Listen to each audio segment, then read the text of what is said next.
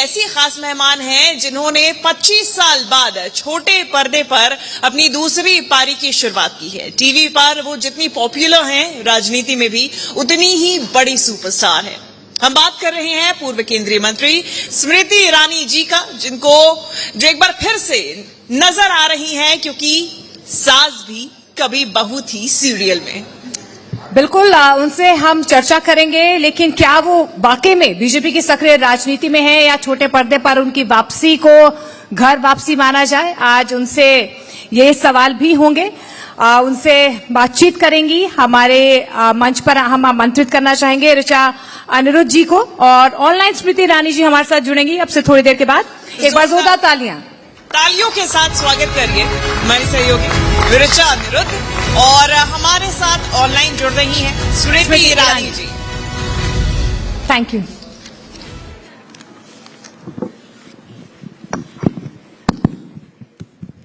शुक्रिया। स्मृति ईरानी बस नाम ही काफी है।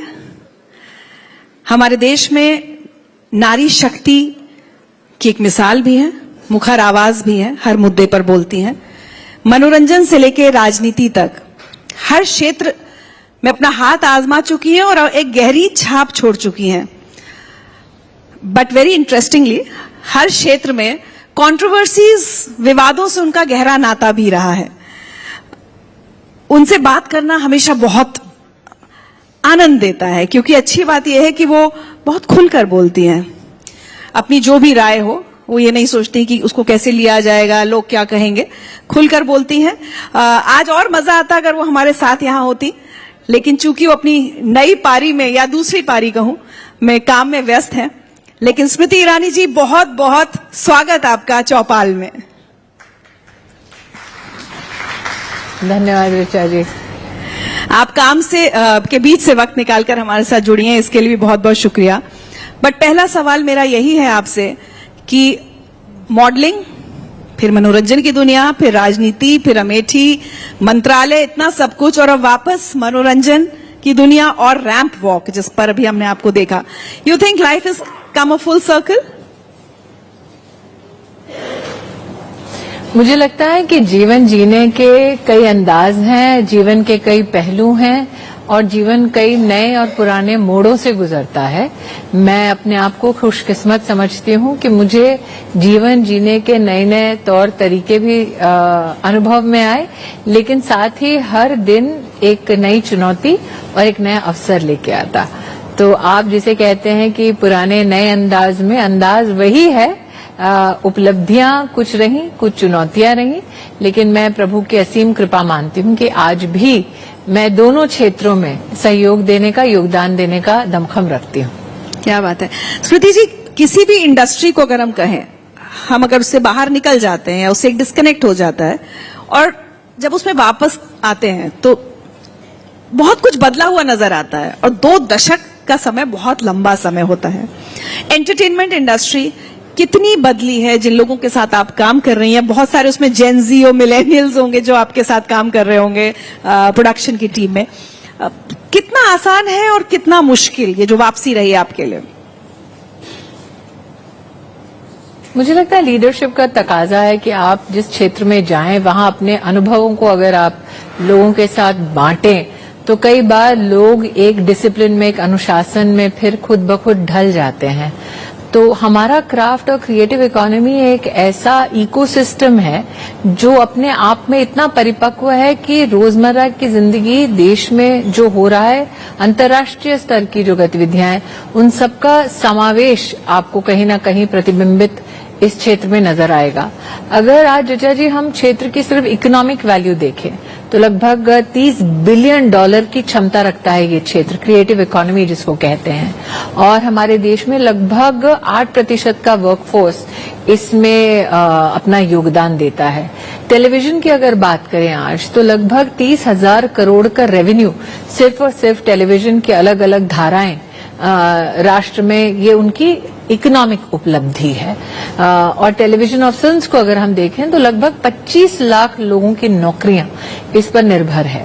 तो मैं एक सिर्फ क्राफ्ट्स पर्सन के दृष्टिकोण से नहीं, कलाकार के दृष्टिकोण से नहीं, लेकिन क्योंकि मेरा प्रशासनिक अनुभव भी रहा है, तो उस प्रशासनिक अनुभव के चलते भी काम करने की शैली में कहां कहां सुधार आ सकते हैं, इस पर भी अपना योगदान देती हूं। जैसे कि आज जहां आप मुझे देख रही हैं, वहीं 1 घंटे पहले ही हमारी यूनियन के कुछ नेता आए थे, तो उन्होंने कहा, स्मृति जी, जो डेली वेज वर्कर होता है या एक्टर होता है, उसके संदर्भ में हमें आपसे बात करनी है, क्योंकि आपने लेजिस्लेशन कैसे बनता है वो देखा है, आपने कार्यशैली जो ब्यूरोक्रेसी की है वो देखी है, तो हमारे पास कुछ चुनौतियां हैं, आप आइए, हमारी थोड़ी मदद कीजिए। तो वो अनुभव क्रॉस सेक्शनली बहुत काम आता है। स्मृति जी, कई बार क्या होता है, हम जीवन में अपने आप को एक खांचे में अगर बांध लेते हैं तो बहुत अपनी इमेज को लेकर सेल्फ कॉन्शियस होते हैं। अब मैं मंत्री रही हूं, मैं ये रही हूं, अब मैं ये कैसे करूंगी, ये वाली परेशानी कभी आई? क्योंकि शुरू में इसको लेकर बहुत विवाद भी हुए कि आपके साथ सिक्योरिटी रहेगी, आपके बॉडी डबल यूज हो रहा है, आप थोड़े टैंट्रम्स रहते हैं सेट पर, क्योंकि आप अपनी पिछली इमेज, तो पिछली इमेज को छोड़ पाना कितना मुश्किल है? आम तौर पर मैंने देखा है कि अगर आप एक प्रबल महिला हो अथवा एक ऐसी महिला हो जो ये जानती हैं कि मुझे जीना किस सलीके से है या मेरे कार्य करने की क्या शैली है, अगर पुरुष भी हो जो प्रखर वक्ता हो अथवा निष्ठुर ना हो लेकिन बहुत स्पेसिफिक हो, अनुशासित हो, तो उसके बारे में इस प्रकार की अटकलें लगाई जाते हैं। कई बार वो भी लोग जो अपने आप को आपका प्रतिद्वंदी मानते हैं, वो भी ऐसी बाजार में खबरें उड़ाते हैं।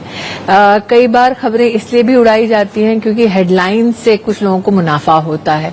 जो क्रिएटिव इकोनॉमी का हिस्सा है वो इन हकीकतों से भलीभांति परिचित होते हैं।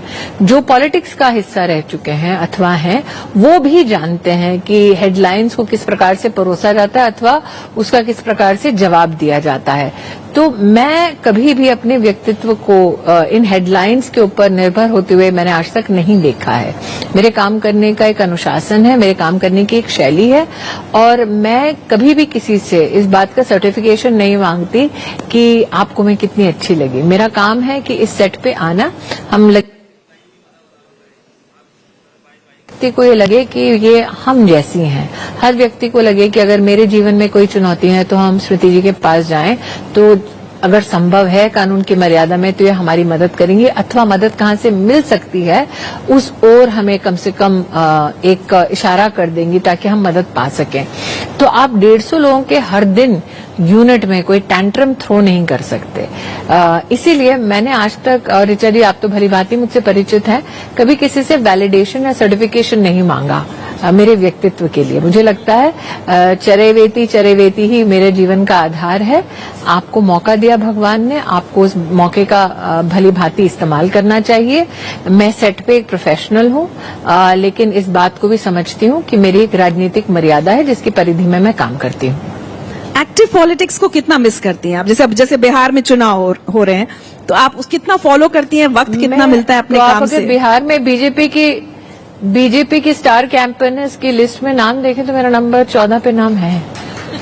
13 ऊपर सारे प्रधानमंत्री, गृह मंत्री और मुख्यमंत्री हैं, तो मेरा नाम आज भी है। तो इसका मतलब कि मेरी पार्टी ने आज भी मुझे राजनीतिक दायित्व दे रखा है। कुछ लोग ये मानते हैं कि आप राजनीतिक दायित्व और मीडिया में अपना कार्य दोनों में संतुलन कैसे बना सकती हैं। वो शायद भूल गए हैं कि 2014 में मंत्रिमंडल का हिस्सा बनने से पहले मैं लगभग 1.5 दशक राजनीति और मीडिया दोनों में परस्पर बैलेंस बनाकर चल चुकी हूँ। तो अभी 10 साल मुझे लगता है मंत्री के नाते ऐसी छाप छोड़ दी कि मैंने 10 साल ऐसी छाप छोड़ दी बतौर मंत्री कि लोग मुझे उसी अवस्था में देखने के आदी हो गए थे। यहाँ तालियां बज रही हैं, पता नहीं आप तक आवाज पहुंच पा रही है नहीं, बट बिहार चुनाव को लेकर अब आपकी क्या भविष्यवाणी है? मैं स्वयं क्या भविष्यवाणी करूं? आप जैसे विशेषज्ञ अथवा आपके चैनल पे आने वाले विशेषज्ञों ने स्वयं इस बात को स्वीकारा है कि नरेंद्र मोदी जी के नेतृत्व में बिहार में हमारी पार्टी और गठबंधन की जीत सुनिश्चित लोग कर रहे हैं, क्योंकि वो जेन्युइनली विकास की राजनीति से जुड़े हैं। विशेषतः भारतीय जनता पार्टी के नेतृत्व में जिस एनडीए सरकार के माध्यम से महिलाओं के लिए विशेष कार्य हो रहे हैं, उससे भी लाभान्वित महिलाएं ज्यादा से ज्यादा संख्या में जुड़ रही हैं। मैं अभिलाषी हूं कि 14 तारीख को मैं आप सबके सम्मुख जीत का इजहार कर रही होंगी, अपने कार्यकर्ताओं के मध्य में इस खुशी को बांट रही होंगी। अमेठी की बात करें स्मृति जी, तो अब घर बनाया है वहां पर, लेकिन अब वहां जाना कितना संभव होगा? जिस तरह की आपकी व्यवस्था हो गई, क्या अमेठी के लोगों के प्रति कोई नाराजगी है आपके मन में? अमेठी तो का भविष्य आपके साथ अब क्या है? नहीं, देखिए, मैं जब अमेठी पहली बार आई साल 2014 में, तब मेरे पास मात्र 22 से 23 दिन थे। उससे पहले जो भी गांधी खानदान के सामने लड़ा और कई दिग्गज नेता लड़े, काशीराम जी लड़े, शरद यादव जी लड़े, मेनका गांधी लड़ी, इन सबकी जमानतें जब्त हुई। लेकिन उस 23 दिन के अंतराल में 2014 में मुझे जो बीजेपी को 30,000 वोट मिलते थे, मुझे 23 दिनों में 3 लाख वोट मिले। ये इस बात का संकेत था कि लोग चाह रहे हैं कि कोई बदलाव हो, कोई परिवर्तन हो। आपको याद दिलाती हूँ, तब प्रधानमंत्री जी जब अमेठी आए तो उन्होंने एक स्वर में सबके सामने एक अपील को रखा कि हम बदले नहीं, बदलाव की भावना के साथ अमेठी आए हैं। और जिस अमेठी को मैंने एक प्रत्याशी के रूप में पाया, उस अमेठी में शायद आपके ही चैनल में कहीं न कहीं एक अंश होगा, किसी क्लिप में पिपरी नाम का गांव था जिसने बहिष्कार किया था चुनाव का। उन्होंने कहा था कि हम 30 साल से सतत संघर्ष कर रहे हैं कि कटान में हमारी गांव की जमीनें बह रही हैं, लेकिन कोई एक छोटा सा बांध तक नहीं बना रहा। उन्होंने कहा कि बेटिया, हम तो चुनाव का बहिष्कार करेंगे। मुझे उस वक्त ऐसा लगा कि लोकतंत्र के प्रति लोगों की जो आस्था है वो कहीं समाप्त नहीं होनी चाहिए। मुझे आज भी याद है, तब मैंने उन गांव वासियों से कहा था कि आप भले वोट ना दें मुझे, परिणाम चाहे कुछ भी हो, मैं लौटूंगी और मैं वो काम जो आप आशान्वित है 30 साल से, उन कामों को करूंगी। मेरे लिए ऋचा जी वो एक ऐसा प्रयास था कि जिस क्षेत्र से देश के प्रधानमंत्री आते हैं, उस क्षेत्र में इस प्रकार की चुनौती का होना हास्यास्पद नहीं, कष्टदायी है। और मैंने 10 वर्षों में अमेठी में वो सारे काम किए जो लोगों की अभिलाषा, आकांक्षा से जुड़े। मुझे इस बात की बहुत खुशी है कि आज जब मैं अमेठी को देखती हूँ तो मैं क्या पाती हूँ। 5 साल बतौर सांसद वहां पे 1 लाख परिवारों का घर बनाना वो कोई छोटी बात नहीं है। वहां पर लगभग 3.5 लाख किसानों को प्रधानमंत्री जी की किसान की योजनाओं से जोड़ना वो कोई छोटी बात नहीं थी। जब मैं अमेठी गई, लगभग 60 से 70% जनता के घर में बिजली नहीं थी। अमेठी कभी भी राजमार्ग से जुड़ी नहीं थी। अमेठी में कभी भी ना डायलिसिस का सेंटर था, ना पुलिस लाइन की व्यवस्था थी, ना सीएमओ का दफ्तर था, ना प्रॉपर कलेक्टर का दफ्तर था, ना अमेठी में कोई सरकारी गेस्ट हाउस था, ना वहां पर 200 बेड का महिला और बच्चे के लिए कोई अस्पताल था, ना मेडिकल कॉलेज था। ये सारी व्यवस्थाएं बनाना ये कोई छोटी बात नहीं थी। जब मैं गई वहां पर, तब बीजेपी के भी जो सतत कार्यकर्ता जुड़ते थे, उनकी संख्या भी ज्यादा नहीं थी, क्योंकि वहां पर ऐसा दबाव था सामाजिक राजनीतिक कि कांग्रेस छोड़ के बाकी किसी भी राजनीतिक दल के नेताओं को, विशेषतः भाजपा के नेताओं को या संघ के स्वयंसेवकों को कोई भी समर्थन, सहयोग ज्यादा मिलता नहीं था। आज मैं अमेठी देखती हूं तो हमारे लगभग 2 लाख से ज्यादा भाजपा के मेंबर्स वहां हो चुके हैं। हाल फिलहाल में नरेंद्र भाई के जन्मदिन से 1 दिन पहले अमेठी मेडिकल कॉलेज में पहली बार 50 सीटों की घोषणा हुई और अभी कुछ दिन पहले एक और घोषणा हुई 50 सीटों की, 100 सीटों के मेडिकल कॉलेज की व्यवस्था वहां की। तो फिर अमेठी ने आपको निराश क्यों किया जब आपने इतना सब कुछ दिया? अमेठी में देखिए, मुझे ऐसा लगता है कि ये एक राजनीतिक विश्लेषण है जिसको सास बहू के सीरियल के सेट से नहीं करना चाहिए। वो राजनीति की तौहीन होगी। जो काम मैंने किया वो इतना गंभीर काम रहा है और वाकई में मैंने प्रमाणित किया कि आपके लिए बतौर सांसद 5 साल काफी होते हैं अगर आप मन से काम करना चाहें लोगों के लिए। चूंकि मैंने कहा कि ये गंभीर विषय है तो मैं किसी सीरियल के सेट से इस पे विश्लेषण नहीं करना चाहती, लेकिन हाँ, इतना जरूर सत्य है कि ये सवाल देश भर में हर नागरिक नागरिक ने पूछा कि सुना था कि नेता इसलिए हारते हैं क्योंकि उन्होंने काम नहीं किया। पहली बार देख रहे हैं कि स्मृति ईरानी हारी है इतना काम करने के बाद। गांव गांव जाना, सिर्फ ब्लॉक या विधानसभा तक नहीं, हर गांव में पहुंचना, हर गांव में नाली साफ करवाना, या किसी के घर में कोई बीमार है, किसी का ब्याह है, कोई विदेश में किसी का देहांत हो जाता है, उनको वापस देश लाना ताकि परिवार पार्थिव शरीर के साथ जो अंतिम संस्कार है उसमें गतिविधि में भाग ले सकें। तो ये सारे काम करे। अब क्यों क्या हुआ वो एक राजनीतिक मंच से राजनीतिक वेशभूषा में विश्लेषण हो तो बेहतर। जी, वैसे मैं आपको बताऊं, एक विश्लेषक ने मुझसे कहा था कि स्मृति ईरानी से गलती ये हुई कि वो ज्यादा ही अवेलेबल हो गई लोगों को, सांसद को थोड़ा दूर रहना चाहिए। लेकिन जो मेरा एक मैंने वो सुना और मुझे लगता है कि वो एक बहुत विख्यात जर्नलिस्ट हैं जो एक और चैनल पे काम करते हैं। तो मैंने उन्हें फोन किया था, वो थोड़े घबरा गए थे, उनको लगा कि मैं आहत हूं इसलिए मैं फोन करके शायद झगड़ा करूंगी। शायद उनका नाम कमलेश सिंह है। मैंने कहा कमलेश जी नहीं, मैंने आपको दुख या आक्रोश व्यक्त करने के लिए फोन नहीं किया था, धन्यवाद देने के लिए फोन किया था, क्योंकि ये विश्लेषण कोई कटाक्ष नहीं है। एक राजनेता के लिए, एक पब्लिक सर्वेंट के लिए संतोष का विषय है कि एक गहन चिंतक, एक विश्लेषक ये कहे कि तुमने ज्यादा मेहनत कर दी। तो मुझे दुख इस बात का होता अगर मैंने कोई मेहनत नहीं की होती, अगर कोई विश्लेषक ये कहता है कि निकम्मी इसलिए हार गई। मुझे खुशी इस बात की है कि आज वो खुद इस चिंता में व्यस्त हैं कि इतना काम किया इसलिए हार गई। तो आज भी हमने ठीक जनता के लिए आप अवेलेबल हैं। अगर ऐसा राजनेता पाते हैं अपने में मध्य में, बिल्कुल। अभी मुझे लगता है 10 दिन पहले ही वहां मैं नवरात्रि के वक्त वहीं थी, सप्तमी के दिन वहीं तो थी। अच्छा, तो अभी रिश्ता कायम रहेगा। रिश्ता परिवार का रिश्ता है, परिवार का रिश्ता है। और अमेठी वो पहला लोकसभा क्षेत्र नहीं है जहां से मैं लड़ी हूं। मैं पहले 2004 में चांदनी चौक से लड़ चुकी हूं और हार चुकी हूं, और आज भी चांदनी चौक जाती हूं। तो लोगों का ये मानना कि पहला लोकसभा क्षेत्र है और इसीलिए वहां पर मेरी गतिविधि क्या है उसको लेंस पे लाना, मैं उनको बड़ी विनम्रता पूर्वक कहना चाहती हूँ। मैं चांदनी चौक से भी 2004 में लड़ चुकी हूँ, आज से 21 साल पहले। और आज भी चांदनी चौक के जो सांसद हैं प्रवीण खंडेलवाल, उनका कोई भी कार्यक्रम होता है तो सबसे पहले विधिवत मुझे आमंत्रण आता है, क्योंकि प्रवीण 2004 में मेरे जो हम लोग कहते हैं डमी कैंडिडेट या सपोर्टिव कैंडिडेट थे। जी, एक दो महिला से जुड़े इश्यूज पर बात करूंगी, छोड़ती नहीं। जब आप मंत्री थी तब पेड पीरियड लीव्स का मुद्दा उठा था, याद है आपको? और आपने कहा था मैं इसका समर्थन नहीं करती क्योंकि ये हमको कमजोर बनाता है। अभी हाल ही में दीपिका पादुकोण ने जो 8 आवर वर्क शिफ्ट की बात की है, उसमें भी ऐसा लगा कि आपका जो रिस्पांस आया कि आप बहुत ज्यादा उससे एग्री नहीं करती हैं। तो अब ये तो महिलाओं से जुड़े हुए मुद्दे हैं, आपकी राय थोड़ी अलग क्यों है? देखिए, मैं एक महिला प्रोड्यूसर के लिए काम करती हूँ। मैं उस महिला प्रोड्यूसर का नुकसान नहीं कर सकती। अगर मैं वाकई में महिलाओं के प्रति समर्पित हूं तो मेरे सेट पे आज लगभग 20 से 30 महिलाएं काम करती हैं। क्या मैं उनका नुकसान कर सकती हूँ अपने फायदे के लिए? तो बाकी क्या अपनी गतिविधि या अपनी कार्यशैली करते हैं उससे मेरा कोई सरोकार नहीं है। मैं सिर्फ अपने पर टिप्पणी या अपने पर कटाक्ष कर सकती हूँ। मेरा ये मानना है टेलीविजन में बजट्स बहुत छोटे होते हैं।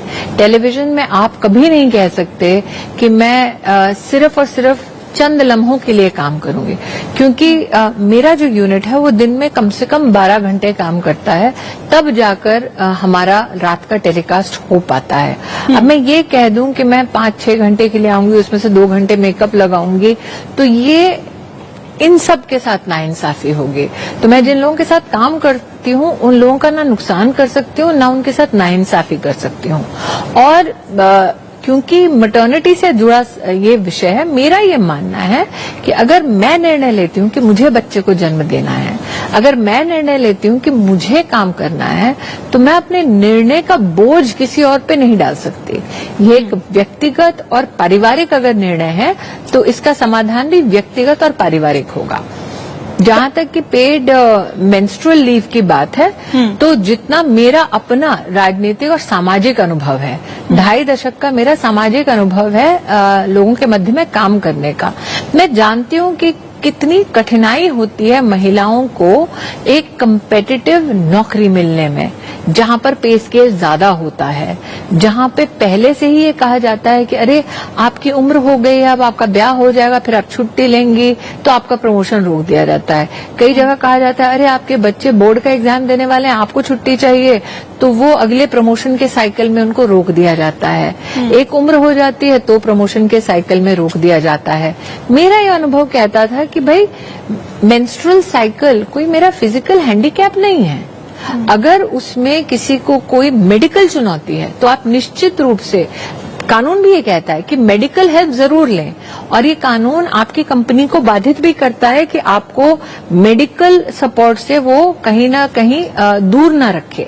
लेकिन दोनों बातों का मिश्रण कंट्रोवर्सी और हेडलाइन के लिए ठीक है, लेकिन महिलाओं की पीड़ा को बढ़ाने वाला और उनको अपॉर्चुनिटीज से वंचित करने वाले विषय भी हो सकते हैं। आप कितने घंटे काम कर रही हैं आजकल? मैंने ऋचा जी काम करना शुरू किया जब मैं 17 साल की थी। तब से लेकर अब तक मैं 49 की हूँ और 32 सालों में मैंने कभी भी 13 घंटे से कम काम नहीं किया। आज भी कर रही हैं? हमें लगा था एक्टिव पॉलिटिक्स से निकल के आपको शायद अपने लिए, अपने परिवार के लिए ज्यादा वक्त मिल रहा होगा। मेरी इच्छा है। नहीं, मैं पहले तो आपकी सबसे बड़ी भ्रांति है कि मैं एक्टिव पॉलिटिक्स में हूँ नहीं।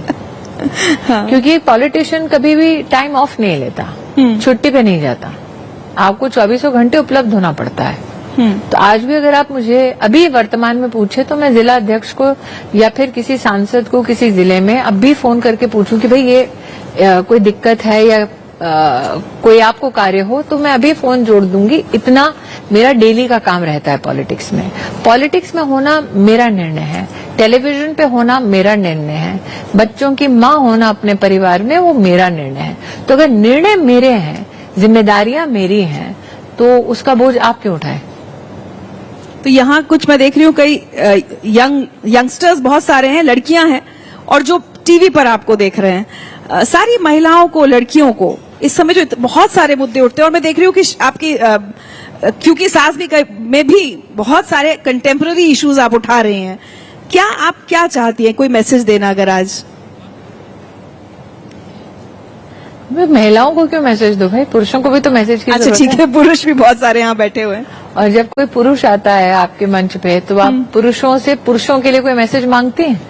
हमेशा राय महिलाएं के लिए क्यों मांगी जाती है? ठीक बात, बिल्कुल जी।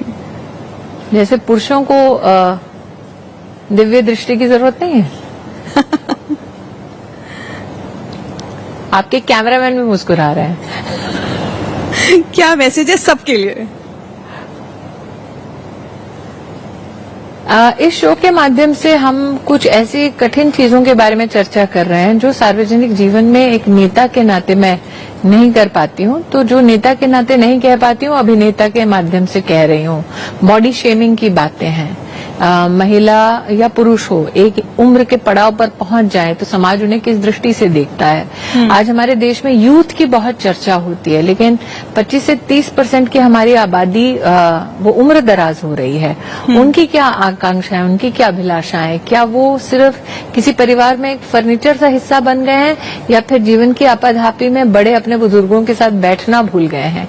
अभी अभी आपकी टीम के आने से पहले मैं एक सीन कर रही थी जहां पर मैंने यंगस्टर्स सारे एकत्रित हुए थे। मैंने कहा हमारे जमाने में जब परिवार में कोई त्योहार होता या फिर किसी का ब्याह होता या किसी का जन्मदिन होता तो बड़े बुजुर्ग कहते कि आप अपने गांव में या अपने समाज में गरीब से गरीब परिवार में बच्चों के भोजन की व्यवस्था करो, पढ़ाई की व्यवस्था करो, किसी गरीब की बेटी का ब्याह करवाने में मदद करो। मैंने कहा अगर हम कोशिश करें तो हम सब ये कर सकते हैं। एजिज्म की चर्चा होती है, और सिर्फ महिलाओं की नहीं, पुरुषों के लिए भी चर्चा होती है। बहुत एक महीने का ही अंतराल रहा है जहां पर फेक केसेस पुरुषों पर कैसे डाले जाते हैं, उस पर भी चर्चा हुई। जहां पर जो किरदार मैं निभाती हूं उस किरदार ने एक पुरुष का संरक्षण किया कि उसके ऊपर फेक कोई चार्ज या फेक कोई केस टॉर्चर का या डाउरी का ना हो। तो बहुत सारे कंटेम्पररी इश्यूज हैं जिनको हम लोग उठाते हैं। हाल फिलहाल में जो सीन करके आई हूं उसमें यंग लड़कों को सिखाया जाता है कि बच्चों की और जो गर्भवती महिलाएं हैं उनकी न्यूट्रिशन की जिम्मेदारी सिर्फ महिलाओं की नहीं है, घर में पुरुषों की भी है। ये एक बहुत कॉन्शियस एफर्ट आप कर रही हैं कि पहली पारी से इस पारी में आपके रोल में इतना बड़ा चेंज आया है, तो आपके जरिए सोसाइटी को, समाज को सही तरह के मुद्दों के संदेश जाएं, सही संदेश जाएं। हम ये पारी कर ही इसलिए रहे हैं। पहली पारी जब हमने की थी तब हमने कई मुद्दों को उठाया था, लेकिन उस वक्त फितूर ऐसा था सास बहू का कि किसी ने हमारे संदेश को सुना नहीं, शायद ज्यादा तवज्जो नहीं दी। पहली पारी में भी हमने अडल्ट लिटरेसी के बारे में बात की थी, जहां बा की मदद तुलसी करती है कि ताकि वो पढ़ लें, अपनी पढ़ाई पूरी कर पाएं। पहली पारी में यूथनेशिया जैसे कंट्रोवर्शियल सब्जेक्ट पे, मैरिटल रेप जैसे कंट्रोवर्शियल सब्जेक्ट पे हमने कई एपिसोड्स किए थे। पहली पारी में तुलसी का पात्र अपनी बहू का डिवोर्स करवाती है क्योंकि उसका बेटा उसको टॉर्चर करता है। तो ऐसे कई विषय हमने पहली पारी में भी उठाए थे, लेकिन तब मैं स्मृति ईरानी अमेठी स्लेयर नहीं थी, तो इसलिए कोई सुन नहीं रहा था। अब शायद सब सुन रहे हैं। कितना मुश्किल था ये फैसला लेना कि वापस एक्टिंग में जाना है, क्योंकि इतना लंबा गैप हो चुका था? मुश्किल ज्यादा नहीं है, मुश्किल ज्यादा नहीं है। निर्णय बिल्कुल स्पष्ट था। जो हमारा नेटवर्क है और जो क्रिएटिव टीम है उनके साथ स्पष्ट रूप से यही चर्चा करना कि देखिए, मैं चाहती हूँ कि ये पारी जो है वो संदेश देने का एक माध्यम बने, या समाज के कुछ ज्वलंत मुद्दों के ऊपर चर्चा करने का माध्यम बने। जब नेटवर्क ने इस बात को स्वीकारा तब हमने ये पारी शुरू की। मेरे लिए, जैसे कि मैंने कहा, बहुत जरूरी था कि जो मैं नेता के नाते नहीं बोल पा रही थी, बॉडी शेमिंग के बारे में, एजिज्म के बारे में, वो अभिनेता के नाते बोलूं। और मैं शुक्रगुजार हूं कि प्रोडक्शन हाउस और विशेषता नेटवर्क दोनों ने इस बात को स्वीकार किया। ठीक है। अच्छा, आपने सिक्योरिटी वाली बात को झूठ कह दिया, आपने बॉडी डबल वाली बात भी आपने कहा ये अफवाहें उड़ाई जा रही हैं। आपके लोग तो तब से घूम नहीं, लेकिन आपके लोग घूम तो रहे हैं। जी जी, चलिए वो मान लिया, लेकिन अब हाईएस्ट पेड टेलीविजन एक्टर, तो आप एक एपिसोड का 14 लाख रुपए, ये तो सही है? पड़ेगा, माफी चाहती हूँ। मेरा ऐसा मानना है कि मेरे को एग्जैक्ट पेचेक क्या मिलता है उस पर मैंने कभी विश्लेषण नहीं किया, लेकिन मान लीजिए कि अगर ये मिलता भी हो तो उसमें क्या बुरा है? तो अच्छा है ना, इसको आप बता सकती हैं। मेहनत की कमाई है, किसी से चुराया नहीं है पैसा।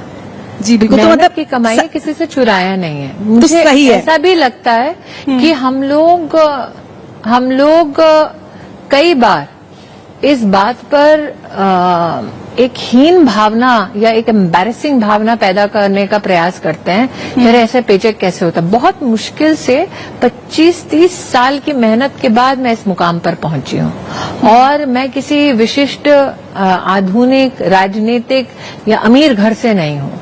मैं जमीन से, सड़क से उठी हुई व्यक्ति हूँ। तो आज अगर मैं 32 साल की मेहनत के बाद इस मुकाम पर पहुंची हूँ तो क्या बुरा है? बिल्कुल ठीक है। और मैं तो चाहती हूं तालियों की कि आवाज पहुंच विशेषतः रही ना अब महिलाएं तक? हों या सामान्य परिवार के मैं विशेष चाहती हूँ, आपने मुझसे पूछा मैसेज क्या होना चाहिए, सिर्फ महिला नहीं, नौजवान लड़का हो या लड़की, अगर वो विशेष निम्न मध्यम वर्गीय परिवार से है, मध्यम वर्गीय परिवार से, गरीब परिवार से है, तो उनके लिए मेरी एक ही प्रार्थना है। मेरे पिताजी आज से 40 साल से भी ज्यादा, आई थिंक मैं जब 7 साल की थी तो 42 इयर्स, मेरे पिताजी दिल्ली की सड़कों पे किताबें बेचते थे। मेरी माँ बच्चों को पढ़ाती थी और पढ़ाने के बाद घर घर जाके जो हमारे घर में मसाले कूटती थी वो बेचती थी।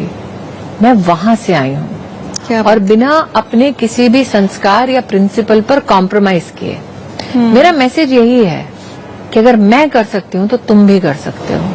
गरीब को, मध्यम वर्गीय को, निम्न मध्यम वर्गीय को हमेशा इस बात से उस नौजवान को कुचला जाता है कि अरे तुम्हारी औकात नहीं है।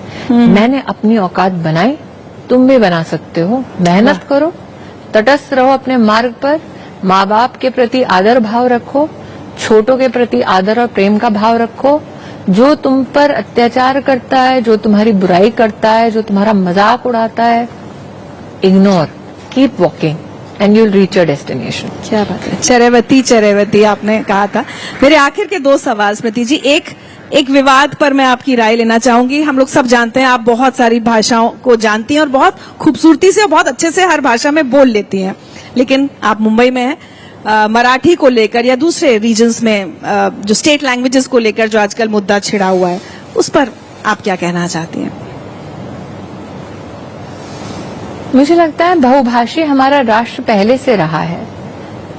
हमने यूनिटी इन डाइवर्सिटी को अपने रहन सहन, खान पान, शैलियों से परिभाषित किया है।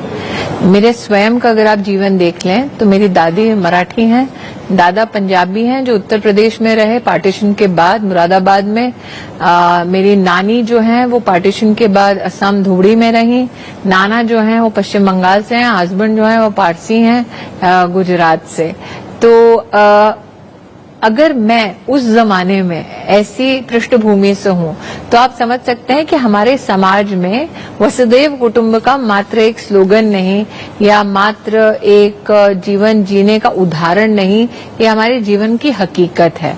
मैं ये भी समझती हूँ कि कुछ लोग अपने राजनीतिक लाभ के लिए जाति, धर्म, भाषा, वेशभूषा के आधार पर हमारे समाज में कई बार भ्रांतियां फैलाते हैं अथवा कई बार बांटने की कोशिश करते हैं। आज एक राजनेता नहीं, एक नागरिक के नाते सबसे कहना चाहती हूँ, ये हमारी जिम्मेदारी है कि हम परस्पर संवाद बनाए रखें। हमारी जिम्मेदारी है कि हम समान सम्मान सबको दें, क्योंकि देश हमारा है। किशोरी लाल जी के काम पर नजर रख रहे हैं? नहीं, अमेठी से खबरें नहीं आती जो हैं? नजर नहीं आता उसके पे क्या नजर रखूं? चलिए, चलते चलते मुझे बहुत लोगों ने कहा था स्मृति जी, आप लगातार हालांकि कह रही हैं कि आप एक्टिव पॉलिटिक्स में हैं, लेकिन जिस तरह से लोग आपको देखना चाहते हैं तो हम उस तरह से राजनीति में आपकी वापसी कब देखेंगे? ये बहुत लोगों की तरफ से मैं सवाल आपसे पूछ रही हूँ। मैं ऋचा जी आपका ध्यान आकृष्ट करती हूँ। 2014 में जब मुझे पहली बार शिक्षा मंत्री बनाया तो लोगों ने कहा अरे क्यों बनाया। आज आप कह रहे हैं अरे क्यों नहीं बनाया। तो ये 10 साल का जो अंतराल है कि मैंने इच्छा समर्थकों में, आप जैसे जर्नलिस्ट में या फिर मुझे इस वक्त देख रहे दर्शकों में अगर जागृत कर दी तो ये अपने आप में एक बहुत बड़ी राजनीतिक उपलब्धि है। बहुत बहुत शुक्रिया स्मृति ईरानी जी हमसे बात करने के लिए। May you always keep inspiring women. अब आपने कहा सिर्फ महिलाओं की बात नहीं, may you keep inspiring everyone and may you keep breaking the glass ceiling. बहुत बहुत शुक्रिया हमारे साथ जुड़ने के लिए और एक बार जोरदार तालियां हो जाएं स्मृति ईरानी जी के लिए।